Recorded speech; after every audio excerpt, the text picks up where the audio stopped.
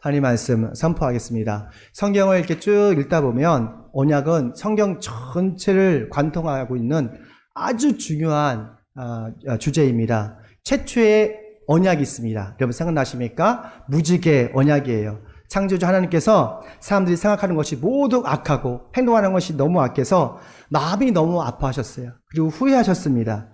그래서 거룩하신 하나님께서 대홍수라는 자연 재앙을 통해서 온 인류를 물로 심판하시고 다 쓸어버리시고 죽이십니다.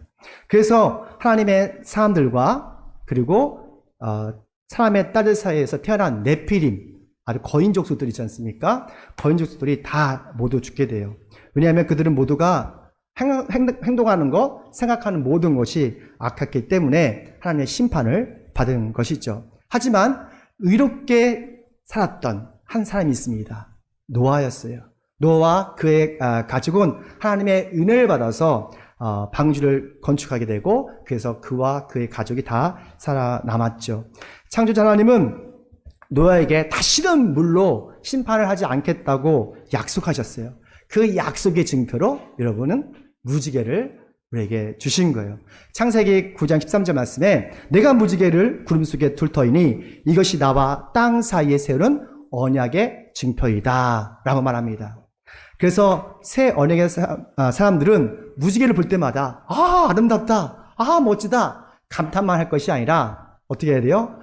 저거는 하나님의 언약이구나, 우리를 향하신 하나님의 약속이 있구나 라는 것을 생각해야 할 필요가 있습니다. 우리가 언약, 베리트, 히브리 말로 베리트라고 하는데 이것은 프라미스, 약속이라 하고 커버넌트, 계약, 맹세 이런 뜻이 있어요. 언약은 족쇄예요. 창조주 하나님은 그 족쇄가 필요 없잖아요. 근데 우리를 너무 사랑하셔서 사랑과 하나님 사이에 족쇄를 채우신 거예요.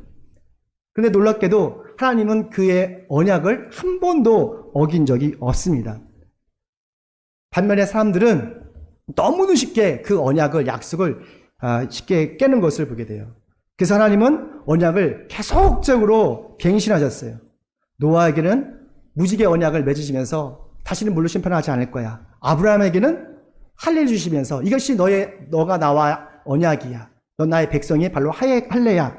또 모세에게는 바로 안식일, 거룩한 안식일을 지킴으로써 넌 나의 백성이 되고 난 너의 하나님이 될 거야. 그래도 안 되니까 10계명을 주셨어요. 10가지 언약을 시내 산에서 이걸 계속적으로 갱신해 나갔습니다. 하지만 사람들은 하나님의 언약을 너무도 가볍게 여겼어요. 너무 쉽게 여겨요.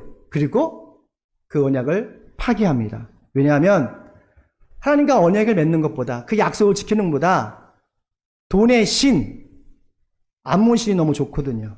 그리고 쾌락의 신, 바알과 아세라가 너무 좋기 때문에 자꾸 하나님의 언약을 다 파괴하고 나의 욕망에 끌리는 곳으로 달려가는 거예요. 하지만 우리를 포기하지 않는 하나님은 예레미야 예언자를 통해서 새 언약, New Commandment, New Covenant, 새로운 언약 예언을 우리에게 주셨어요. 예레미야서 31장 31절 말씀. 그래서 주변에 보면 삼일교회가 많잖아요. 바로 새 언약을 말하고 있습니다. 아니죠? 나는 나의 율법을 예레미야 31장 11절 그때가 오면 내가 이스라엘 가문과 유다 가문에 새 언약을 세우겠다. 나 주의 말이다. 33절 말씀에 나는 나의 율법을 그들의 가슴 속에 넣어주며 그들의 마음판에 새겨 기록하여 나는 그들의 하나님이 되고 그들은 나의 백성이 될 것이다 라고 약속하셨어요. 할렐루야. 그냥 10계명 딸랑 주시는 것이 아니라 우리 마음속에 언약을 새겨놓는다는 거예요. 돌판이 아니라 우리 마음판에 새로운 언약, 주님의 말씀을 넣어주신다는 거예요. 영원히 지워지지 않도록 우리 마음판에 새 언약을 새겨주신다고 약속하셨습니다. 그 약속은 누구죠? 바로 예수 그리스도세요. 그 새 언약이 예수 그리스도 통해서 완성이 되는 것이고 지금 저와 여러분 마음속에 예수 그리스도가 계신 겁니다. 누가복음 22장에 보면 6월절날 예수님과 제자들과 함께 12명과 함께 마지막 저녁 식사를 하게 됩니다. 그리고 예수님께서 평범하게 빵을 푹 떼어가지고 제자들에게 주셨어요. 너를 위하여 주는 내 몸이야. 이것을 먹어. 라고 했어요. 떡을 먹었겠죠. 그리고 잔을 드셨어요. 잔을 드시고 이 잔을 나눠주면서 이 잔을 마셔라. 이것은 널 위해서 세우는 나의 새 언약. 내 피로 세우는 새 언약이다. 라고 주셨어요. 새 언약은 십자가 나무에서 예수님께서 나와 여러분의 모든 죄를 대속하시고 이기 위해서 예수님의 살과 피로 세우신 새로운 언약이에요. 그래서 우리가 예수님을 나의 하나님, 우리 인생의 주인으로 모시는 순간 새 언약의 사람이 됩니다. 여러분 새 언약의 사람이세요? 아멘. 새 언약의 사람이 되시길 축원합니다. 새 언약의 사람은 성찬식에 참여함을 통해서 이 주의 예배를 참여함을 통해서 예수님의 살과 피를 먹고 마시는 거예요. 예수님의 살과 피를 먹고 마신다는 것은 예수님의 몸의 일부가 되는 거예요. 예수님의 몸의 지체가 되는 거예요. 놀랍지 않습니까? 예배가 그런 거예요. 성찬식이 그런 거예요. 예수님 몸에 뗄 수 없는 한 일부가 됩니다. 또한 우리는 믿음을 통해서 말씀을 오신 예수님을 읽고 묵상을 통해서 예수님을 경험할 수가 있죠. 그렇다면 새 언약의 사람은 어떤 라이프 스타일로 살까? 우리 함께 있습니다. 시작. 아멘. 새 언약의 사람, 저와 여러분은 어떤 역경 속에서도 낙심하지 않습니다. 우리 1절 말씀 함께 있습니다. 시작. 우리는 하나님의 자비하심에 힘입어 이 직분을 맡고 있으니 낙심하지 않습니다. 아멘. 새 언약의 사람들은 역경이 올 때에 잠시 고민할 수 있어요. 아, 아프다, 힘들다. 하지만 낙심하지 않습니다. 낙심은 생활의 독소와 같아요. 우리 독을 한번 맞으면 자꾸 그 작은 독이지만 우리 몸에 전체에 퍼져서 마비되고 그리고 힘이 없어지지 않지 않습니까? 우리 백신 주사 맞으시니까 어때요? 우리 권사님들 좀 이틀 정도는 좀 어려워하시더라고요. 왜냐면 독이 들어갔기 때문에 그래요. 믿음의 생활도 그래요. 악한 마귀는 우리의 믿음을 빼앗기 전에 먼저 뭐 하는지 아세요? 우리에게 낙심을 주세요. 섭섭한 마음을 줘요. 그리고 서운한 생각을 하게 해요. 주변 분들이 저희 아내가 참 괜찮은 분이다 라고 하시더라고요. 성격도 좋고 기질도 좋고. 그래서 저도 우리 아내를 자랑을 좀 해보면 제가 18년 살 동안 밥을 한 끼도 굶은 적이 없어요. 놀랍지 않습니까? 저는 아침, 점심, 저녁을 우리 아내의 밥을 먹고 삽니다. 근데 며칠 전에 약간 실망스러운 일이 있었어요. 우리 찬밥이 방학이니까 찬밥이 있더라고요. 근데 저는 콩나물이 찬밥이 있고 일반 찬밥이 있었어요. 그것을 볶아가지고 볶음밥을 해주는 거였어요. 저에게는 어떤 밥을 주셨을까요? 당연히 콩나물밥. 콩나물밥에다가 여러 가지 볶음밥 줘서 그냥 탁 주더라고요. 근데 이게 질다 보니까 모양이 조금 죽 같은 느낌이 들었어요.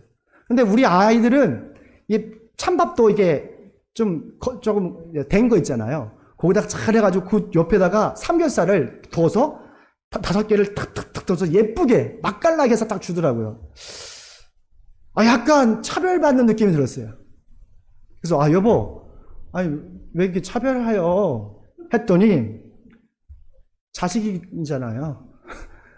당신은 남편이고 자식이라는 거예요. 자식이니까 더 잘해줘야 된다는 거예요. 상당히 섭섭했어요.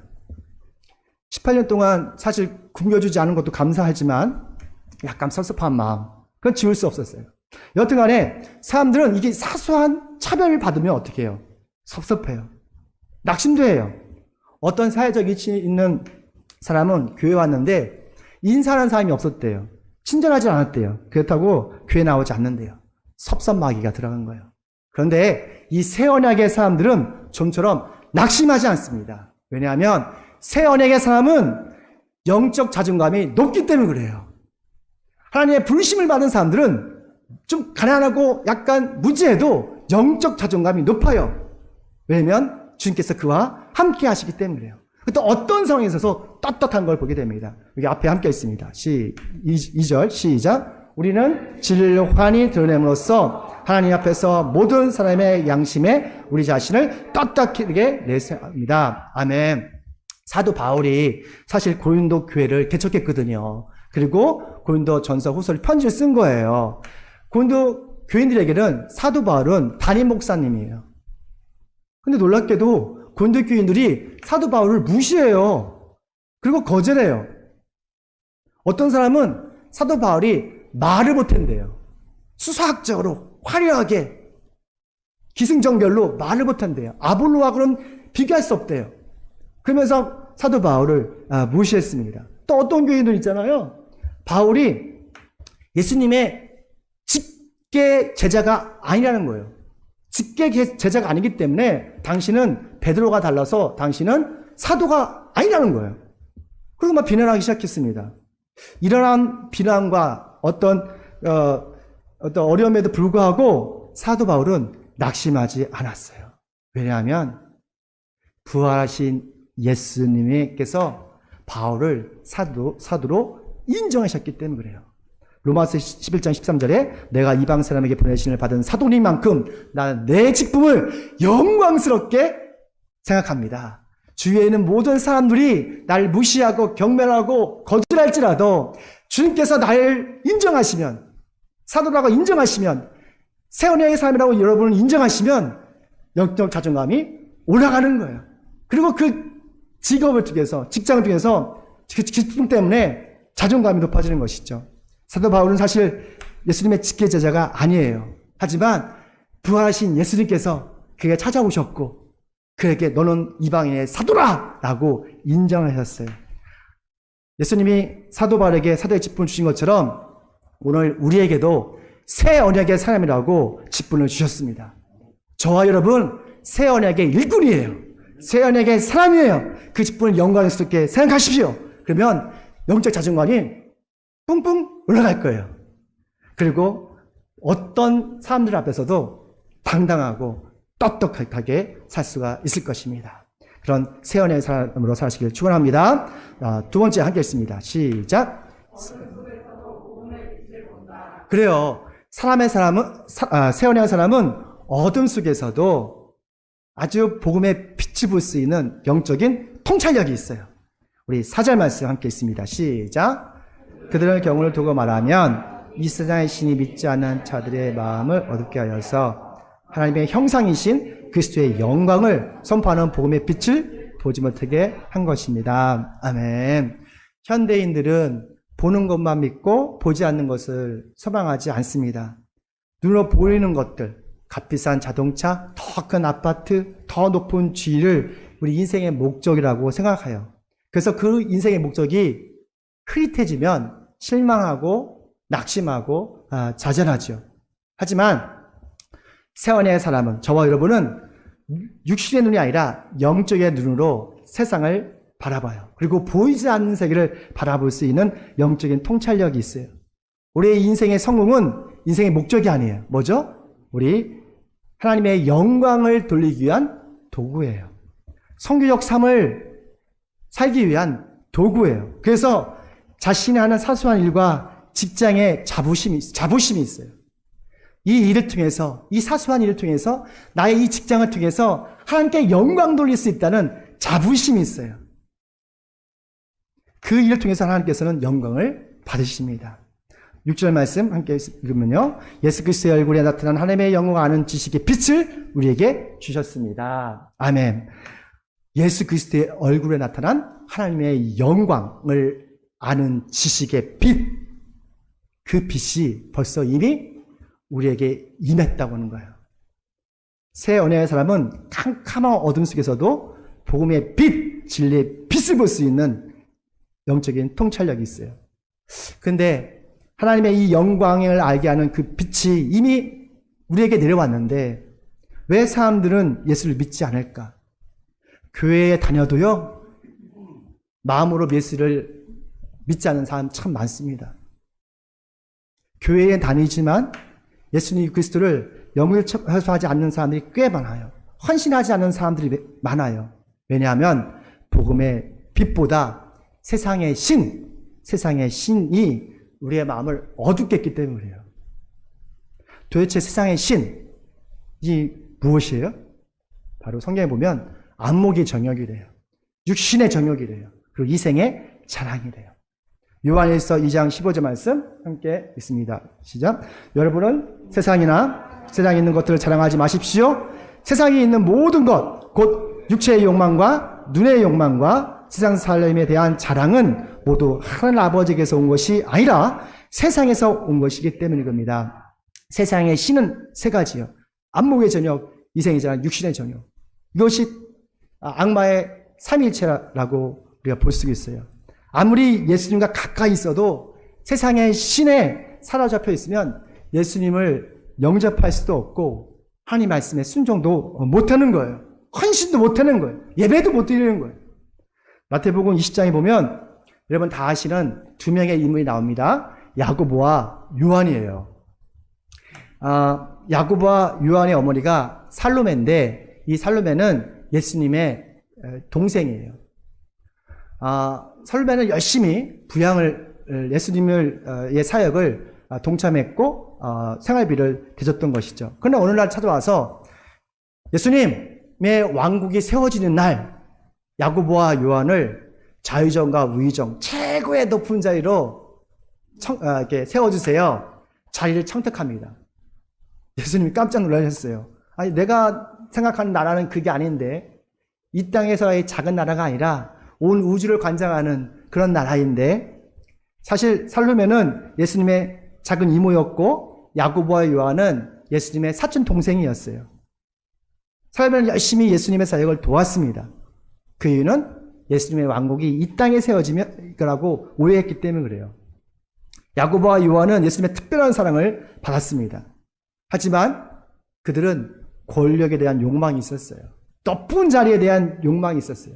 그 욕망이 그들의 눈을 다 가린 거예요. 그래서 예수님의 뜻을 알 수가 없는 거예요. 그리고 순종할 수도 없었던 것이죠. 하지만 야고보와 요한이 부활하신 예수님을 만났을 때 회개를 합니다. 그리고 복음의 빛을 보는 순간 야고보와 요한이 완전히 변했어요. 야고보는 열심히 복음을 증거하다가 12제자 중에서 최초의 순교자가 됐어요. 그리고 요한은 100세까지 살면서 정말 사랑을 전하는 사랑의 사도가 되었던 것이죠. 그러면서 복음의 빛을 전했던 것입니다. 혹시 우리 중에 안목의 저녁, 육신의 자랑, 이 세상 자랑 때문에 우리의 눈이 어두워져서 복음의 빛을 보지 못하는 사람도 있을 거예요. 오늘 이 시간 회개하시기 바랍니다. 마음으로 입으로 회개하시면 주님께서 그 어둠 속에서 복음의 빛을 비춰주실 거예요. 그 영광의 복음의 빛을 보는 순간 하나님의 형상이 회복될 걸 믿습니다. 그리고 새언의 삶이 될 걸 믿습니다. 그것 중에서 날마다 승리할 걸 믿습니다. 요한 1서 2장 17절 이 세상도 사라지고 이 세상의 욕망도 사라지지만 하나님의 뜻을 행하는 사람은 영원히 남습니다. 세상의 욕망대로 사는 사람이 아니라 하나님의 뜻에 순종해서 영원한 생명을 누리는 새언의 사람 되게 계시길 축원합니다. 마지막입니다. 함께 읽습니다. 시작. 아멘. 우리 마음속에 보물이 있습니다. 여러분 마음속에 보물이 있어요. 그 보물이 무엇일까? 우리 7절 말씀 함께 앞에 보시고 읽습니다. 시작. 우리는 이 보물을 질그릇에 가지고 있습니다. 이 엄청난 능력을 하나님께서 나는 것이지 우리에게서 난 것이 아닙니다. 아멘. 바울은 예수님처럼 엄청난 능력이 있었습니다. 병든 사람들을 위해서 기도하면 있잖아요. 병든 사람이 낫어요. 심지어는 설교 말씀 듣다가 떨어져서 죽은 청년을 위해서 기도할 때 그가 살아났어요. 그리고 귀신 들린 사람 할 때 기도했더니 귀신이 떠나갔어요. 그리고 시대의 정신과 예언의 말씀을 전하는 새 언약의 사람이었어요. 하지만 그의 능력은 자신에게 나온 것이 아니라 여기 말씀 보니까 누구에 나왔죠? 그 안에 있던 보물, 바로 예수 그리스도세요. 근데 사울이 했던 모든 엄청난 능력은 바로 여러분 안에 있습니다. 우리 안에 있어요. 여러분 믿으십니까? 우리 안에 예수 그리스도가 있다면 우리도 바울이 했던 그 이상의 것을 주님과 함께 할 수가 있는 거예요. 성경은 질그릇이라고, 우리의 몸이 질그릇이라고 합니다. 우리 몸이 질그릇이에요. 그래서 연약하고 아주 깨지기 쉽고 아주 조그만 스크래치도 많이 갈 수 있죠. 우리의 토기장이신 하나님이 계세요. 우리 토기장이신 하나님께서 이 질그릇을 그냥 휙 던지면 와장창 깨지시죠. 그런 질그릇은 존재의 가치가 없는 거예요. 그런데 우리 안에 보물이 있으면 상황은 완전히 달라져요. 우리는 새로운 존재가 됩니다. 누구든지 그리스도 안에 있으면 새로운 피조물이다. 내 것은 지났다. 여러분은 새 것이다. 라고 말씀하셨잖아요. 오늘 여러분은 오늘 이 시간 예배장에서 새로운 존재가 되었음을 선포합니다. 왜냐하면 예수님의 생명의 근원이 우리 안에 있기 때문이에요. 여러분 가슴에, 여러분 마음에 있기 때문이에요. 영생이신 예수님이 우리 안에 있으면 우리 외모는 겉사람은 조금씩 늙어져 가고 볼품없어져 가지만 우리 내면은 날마다 새로워집니다. 왜냐하면 우리 안에 생명의 근원이 있기 때문이에요. 생명의 근원이 되신 예수님이 있기 때문에 그래요. 고린도후서 4장 16절 말씀. 그럼 우리는 낙심하지 않습니다. 우리의 겉사람은 낡아가나 우리의 속사람은 날로 새로워집니다. 아멘. 또 우리 안에 보물 있잖아요. 예수님이 계시잖아요. 그러면 어떤 역경도 이길 수 있는 능력이 생깁니다. 여러분은 이미 그 능력을 갖고 있어요. 잠시 어둠으로 가져있기 때문에 그 능력을 발휘하지 못하는 거예요. 사방에서 우겨쌈을 당해도 위축되지 않아요. 당당할 수 있어요. 절 보십시오. 대단한 목회자 아니잖아요. 그래도 당당하게 열심히 이 말씀을 전하지 않습니까? 어떤 압박과 역경이 와도 오뚜기처럼 다시 일어날 수 있는 인내가 생겨요. 어떤 슬픔과 박해도 버림받지 않는 소망이 있어요. 거꾸로 힘을 당해도 망하지 않는 믿음이 있어요. 왜냐하면 여러분 안에, 우리 마음 안에 예수의 생명력이 날마다 새롭게 역사하기 때문에 그렇습니다. 마지막 10절 말씀 읽고 말씀 마치겠습니다. 함께 읽습니다. 시작. 우리는 언제나 주님의 당하심을 우리 몸에 짊어지고 다닙니다. 그것은 예수의 생명도 또한 우리 몸에 나타나게 하시려는 것입니다. 아멘. 새 언약의 사람으로 일상에서 새로운 역경을 만나지만 우리 안에 예수의 생명력으로 날마다 다시 회복되어지고 승리하는 저와 여러분 되시길 축원합니다.